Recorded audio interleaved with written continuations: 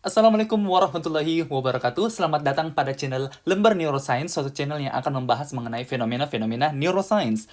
Pada episode Lembar Neuroscience kali ini, lembar kedua, kita akan membahas mengenai stres, memori, dan juga kaitannya dengan sistem limbik. Langsung saja masuk pada materinya. Ketika seorang individu mendapatkan stresor psikologis, akan mengaktifkan sistem limbik. Ketika teman-teman membaca referensi, harus teman-teman mengerti terlebih dahulu dan paham mengenai frase limbic system. Limbic system mengacu pada limbic lobe atau lobus limbik dan juga area asosiasi limbik. Lobus limbik terdiri dari 3 subkalosal area, korteks singuli, dan gyrus parahipokampalis.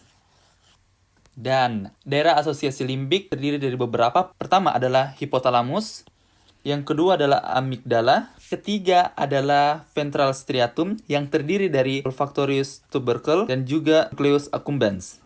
Asosiasi limbik yang terdapat pada mesencephalon terdiri dari ventral tegmented area dan juga substansia grisea yang berada pada periaqueductus. Dan yang terakhir adalah habenula prefrontal cortex. Nah, berdasarkan penjelasan tadi, ada 2 nih yang mau saya tekankan. Pertama adalah hipotalamus, dan yang kedua adalah limbic midbrain area yang tidak dapat dilihat pada gambar kali ini. Nah, limbic midbrain area ini suatu daerah substansia grisea pada periaqueductus. Ada struktur yang kita sebut sebagai rapenuklei. Rapenuklei ini menghasilkan serotonin yang berperan dalam munculnya depresi. Setelah limbic system tersebut, nah kita kembali pada kasus stresor ini. Setelah pengaktifasian dari limbic system ini, dia akan mempengaruhi daerah asosiasi limbik, yaitu pada area hipotalamus di sini, untuk menghasilkan corticotropin releasing hormone.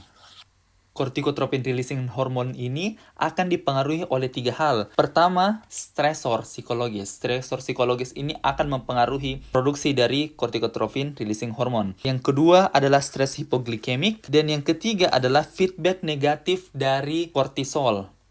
Yang artinya bahwa ketika kortisol tinggi dalam tubuh, CRH ini akan menurun produksinya.